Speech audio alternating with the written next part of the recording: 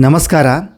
ಇವಾಗ ಪ್ರಚಲಿತವಾಗಿರುವಂಥ ವೈರಲ್ ಆಗಿರುವಂಥ ಟಾಪಿಕ್ ಯಾವುದಪ್ಪ ಅಂತಂದರೆ ನಮ್ಮ ಡಿ ಕೆ ಶಿವಕುಮಾರ್ ಅವರ ಒಂದು ಮುಖ್ಯಮಂತ್ರಿ ಸ್ಥಾನದ ಬಗ್ಗೆ, ಸ್ಥಾನವನ್ನು ಪದಗ್ರಹಣದ ಬಗ್ಗೆ ಮತ್ತು ಅವ್ರು ತಗೊಳ್ತಾ ಇರುವಂತಹ ಈ ಒಂದು ಪ್ರಮಾಣ ವಚನದ ಬಗ್ಗೆ ನಡೀತಾ ಇರೋದು.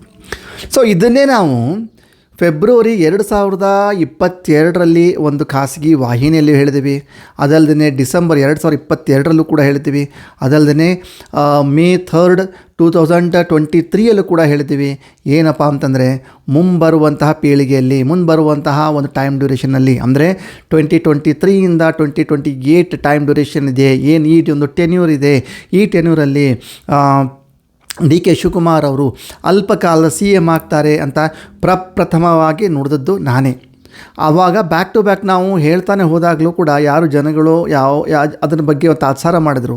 ಸೊ ನೀವು ಆ ಒಂದು 2023ರಿಂದನೂ ತೆಗೆದು ನೋಡಿದಾಗ ನೀವು ಒಂದು ಸೋಷಿಯಲ್ ಮೀಡ್ಯಾದಲ್ಲಿ ಯಾರೂ ಕೂಡ ಇವರು CM ಆಗ್ತಾರೆ ಅಂತ ಊಹೆನೂ ಮಾಡಿಲ್ಲ, ಯಾರು ಕೂಡ ಹೇಳೋಕ್ಕೆ ಪ್ರಯತ್ನವೂ ಪಡಲಿಲ್ಲ.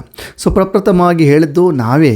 ಅದಾದ ನಂತರ ಬ್ಯಾಕ್ ಟು ಬ್ಯಾಕ್ ಅದನ್ನೊಂದು ಪ್ರೋಗ್ರಾಮ್ ಮಾಡಿಕೊಂಡೇ ಈ ಡಿ ಕೆ ಶಿವಕುಮಾರ್ ಅವ್ರ ಬಗ್ಗೆ ನಾವು ಹೇಳ್ತಾ ಹೋದ್ವಿ. ಇನ್ನೂ ವಿಶೇಷವಾಗಿ ಅಂತಂದರೆ ಈ ಒಂದು ಮ್ಯಾಟ್ರ್ ಯಾವಾಗ ಹೈಪ್ ತೊಗೊಂತಂದರೆ ಜಾನ್ವರಿ 2025ಕ್ಕೆ ತುಂಬ ಹೈಪ್ ತೊಗೊಂತು. ಯಾಕೆ ಹೈಪ್ ತೊಗೊಂತು ಅಂತಂದರೆ ಚಳಿಗಾಲದ ಅಧಿವೇಶನದಲ್ಲಿ, ಅಂದರೆ ಡಿಸೆಂಬರ್ 2024ರಲ್ಲಿ ನಾವು ಏನು ಭವಿಷ್ಯವಾಣಿ ಅಂತ ಹೇಳಿದ್ವೋ ಅದೇ ಭವಿಷ್ಯವಾಣಿಯ ಟಾಪಿಕನ್ನು ತೆಗೆದುಕೊಂಡು ಸಂಸದಲ್ಲಿ ಡಿಸ್ಕಷನ್ ಆಯಿತು. ಸೊ ಅದಾಗಿ ಒಂದು ವಾರ ಆಯ್ತಲ್ಲೋ, ಎಲ್ಲ ಒಂದು ಜ್ಯೋತಿಷಿಗಳು ಕೂಡ ಇವರಿಂದ ಮುಂದೆ CM ಆಗ್ತಾರೆ ಅಂತ ಭವಿಷ್ಯವಾಣಿ ಕೊಟ್ಕೊಂಡು ಬಂದರು. ಇವಾಗೇನು ಇವಾಗ ನೋಡ್ತಿದ್ರೆ ಎಲ್ಲವೂ ಕೂಡ ಮೊದಲು ನಾವು ಹೇಳಿದ ನಂತರನೇ ಇವರೆಲ್ಲರೂ, ಅಂದರೆ ಜಾನ್ವರಿ 2025 ನಂತರ ಶುರು ಮಾಡ್ಕೊಂಡು ಬಂದರು. ಸೊ ಇವಾಗ ಎಲ್ಲವೂ ಕೂಡ ನಾವು ಒಂದು ಯಾವ ಒಂದು ಆಧಾರದ ಮೇಲೆ ಒಂದು ಯಾವುದೊಂದು ಸ್ಕ್ಯಾನ್ ಮಾಡಿ, ಅವರ ಆತ್ಮ ಸ್ಕ್ಯಾನ್ ಮಾಡಿ ನಾವು ಯಾವ ಥರ ಪ್ರೆಡಿಕ್ಷನ್ ಕೊಟ್ಟಿದ್ವೋ ಅದೇ ಥರನಾಗಿ ಇವಾಗ ಘಟನೆ ಸಂಭವಿಸ್ತಾ ಇದೆ. ಇವಾಗ ಬಂದಿರೋಂಥ ಮತ್ತೊಂದು ಪ್ರಶ್ನೆ ಏನಪ್ಪ ಅಂತಂದರೆ 2028 ನಂತರನೂ ಕೂಡ ಇವರೇ CM ಆಗಿ ಮುಂದುವರಿತಾರೋ ಇಲ್ಲವೋ ಅನ್ನುವಂಥ ಕ್ವೆಶ್ಚನ್ ಮಾರ್ಕ್ ಬಂದಿದೆ.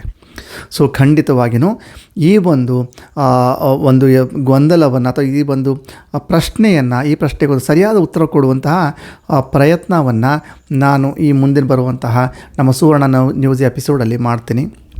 ಅದಲ್ಲದೆ ನಾನು 2023ರಿಂದ 2028 ಈ ಒಂದು ಟೆನ್ಯೂರಲ್ಲಿ ಕರ್ನಾಟಕ ಸರ್ಕಾರದಲ್ಲಿ, ಕರ್ನಾಟಕದಲ್ಲಿ ರಾಜಕೀಯದಲ್ಲಿ ಆಗುವಂಥ ಎಲ್ಲ ಏರುಪೇರುಗಳ ಬಗ್ಗೆ ವಿಶ್ಲೇಷಣೆಯನ್ನು ಕೊಟ್ಟಿದ್ದೀನಿ. ಸೊ ನಾನು ಕಾಯ್ತಾ ಇದ್ದೀನಿ. ಇನ್ನೊಂದು 3 ವಾರದಲ್ಲಿ ಸುಮಾರು ಘಟನಾವಳಿಗಳು ನಡೀತವೆ. ನಾವು ಹೇಳಿದ್ದೇ ನಡೀತವೆ. ಅದು BJP ಅಧ್ಯಕ್ಷ ಸ್ಥಾನಕ್ಕಾಗಲಿ ಅಥವಾ ಈ ಒಂದು ತಗೊಳ್ತಾ ಇರುವಂತಹ ಇವರು ಏನು ಡಿ ಕೆ ಶಿವಕುಮಾರ್ ಕಮಿಟಿಯನ್ನು ಮಾಡಿದಾರಲ್ಲ ಆ ಕಮಿಟಿಯಲ್ಲಾಗಲಿ ಕೆಲವು ನಾವು ನಡೆದಂಥ ಪ್ರಿಡಿಕ್ಷನ್ ಕೂಡ ನಡೀತವೆ. ಸೊ ಇನ್ನೊಂದು 3 ವಾರ ವೇಟ್ ಮಾಡಿ ಇವೆಲ್ಲ ಕನ್ಸೋಲೇಟ್ ಮಾಡಿಬಿಟ್ಟು ಸುವರ್ಣ ನ್ಯೂಸಲ್ಲಿ ಒಂದು ಎಪಿಸೋಡ್ ಕೊಡ್ತಾ ಇದ್ದೀನಿ.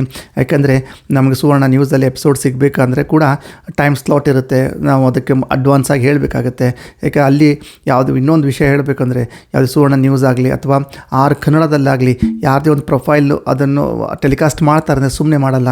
ಅವ್ರು ತುಂಬವಾಗಿ ಅದ್ರ ಬಗ್ಗೆ ಗಾಢವಾಗಿ ಅಧ್ಯಯನ ಮಾಡಿ, ಅವ್ರ ಬ್ಯಾಕ್ಗ್ರೌಂಡ್ ವೆರಿಫಿಕೇಷನ್ ಮಾಡಿ, ಅವರಲ್ಲಿ ನಿಜ ಅಂಶ ಇತ್ತಂದ್ರೆ ಮಾತ್ರ ಅದನ್ನು ಪಬ್ಲಿಷ್ ಮಾಡ್ತಾರೆ. ಸೊ ಹಾಗಾಗಿ ಒಂದು 3 ವಾರ ನಾವು ಇದನ್ನು ನಡೀತಾ ಇರುವಂತಹ ವಿದ್ಯಮಾನಗಳೆಲ್ಲವನ್ನು ಕನ್ಸೋಲೇಟ್ ಮಾಡಿ ಬರಲಿರುವ ದಿನಗಳ ಶೀಘ್ರದಲ್ಲಿ ಫಸ್ಟು 1ನೇ ಕ್ವಶನ್ ಡಿ ಕೆ ಶಿವಕುಮಾರ್ 2028ವರೆಗೂ ಮುನ್ನಡೀತಾರ.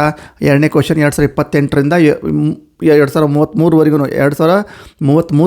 ಅಂದರೆ 5 ವರ್ಷ ಡ್ಯೂರೇಷನ್, ಅಲ್ಲಿವರೆಗೂ ಇವರು ಮುಂದುವರಿತಾರ. ಸೊ ಇವೆಲ್ಲ ಗೊಂದಲಗಳಿಗೆ ನನ್ನದೇ ಆದಂಥ ಶೈಲಿಯಲ್ಲಿ ಒಂದು ಉತ್ತರ ಕೊಡುವಂತಹ ಒಂದು ಚಿಕ್ಕ ಪ್ರಯತ್ನನ ಮಾಡ್ತಿದ್ದೀನಿ. ಈ ಮಂತ್ ಎಂಡ್ ಒಳಗಡೆ ಇನ್ನೊಂದು ಸುವರ್ಣ ನ್ಯೂಸಲ್ಲಿ ಸೆಷನ್ ಬರುತ್ತೆ. ಸೊ ಅಲ್ಲಿವರೆಗೂ ಎಲ್ಲರೂ ಕೂಡ ಮತ್ತು ನಮ್ಮಲ್ಲಿ ಏನು ಕ್ವಶನ್ಸ್ ಇದೆಯೋ ಅನ್ನೂ ಕೂಡ ನಮ್ಗೆ ಕಳಿಸಿ.